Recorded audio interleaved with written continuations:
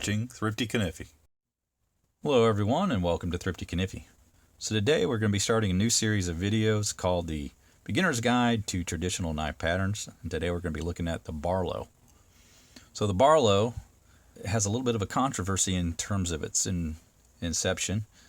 There are several families in the Sheffield, England area that had claimed that they were the inventors of the knife, but it's generally accepted that Obadiah Barlow in 1670 was the man responsible. Now, many years later, his grandson, John Barlow, began exporting the knife into the United States, and that was around 1745.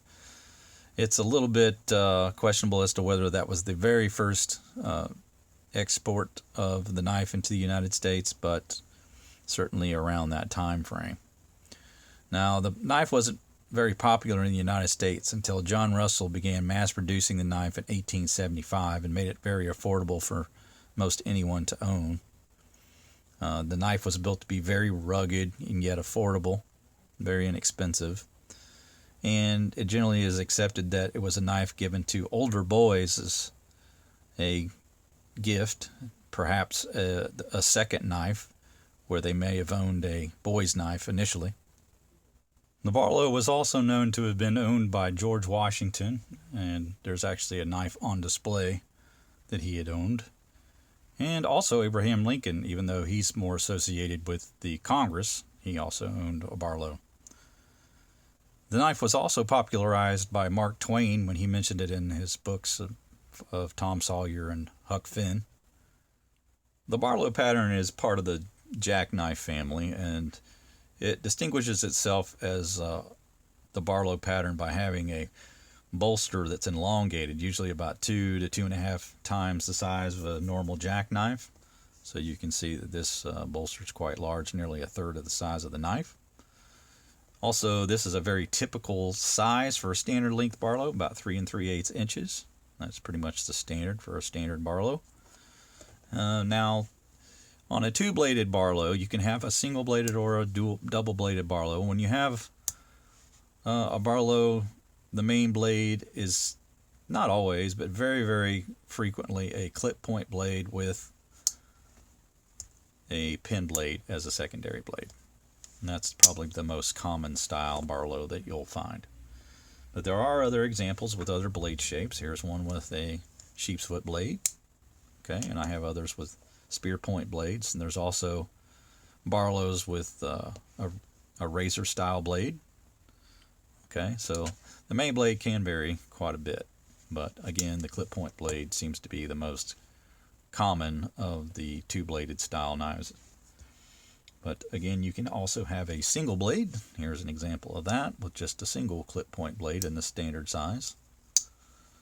And you'll also notice that you can have a little variance in the bolsters, more of a rounded sleeve board style knife. Here's an example here, another example by Queen that's more of a rounded bolster, and then the ones that I've got up here, they're more of a squared off bolster.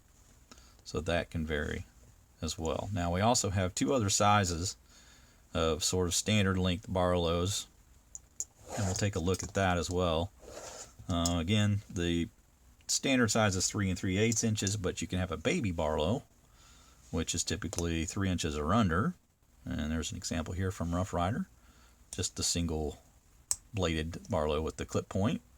All right, so there's your baby Barlow. And then you can also have a daddy or granddaddy Barlow.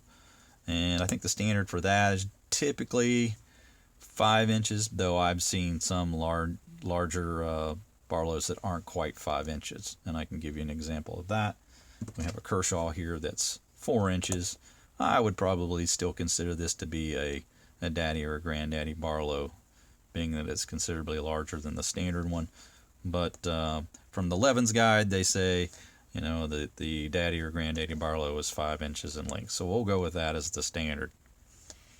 But you can obviously have all manner of different quality of the knives in terms of their expense and their handle materials, but from a historical standpoint, the knife has always kind of been considered to be more of a budget level knife. Though it's rugged, it was meant to be a work knife and affordable for other for many people. So it won't be uncommon for many of the budget brands to offer this pattern in their line. So you've got like the Imperial here, Rough Riders offering this knife.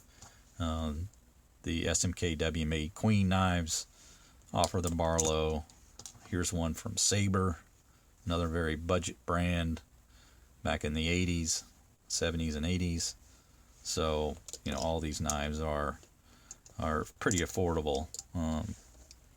And there's even one from Frost. So, yeah, a lot of the budget brands will offer that. It's kind of been the way of things over the years, where the budget branded knives are typically offered in the Barlow pattern, which is nice because I like to be able to buy the Barlow. Here's another one made in Pakistan, another really budget knife, right? And so, yeah, some inexpensive Barlows out there. Though, Boker does make some that are expensive too, and you certainly can go up the ladder in terms of price. But you will find that there are the budget offerings out there. But that's going to do it for my overview of the Barlow, guys. I hope you enjoyed it. Make sure you like, subscribe, and hit the bell to be made aware of videos when they drop. We will see you next time, and take care.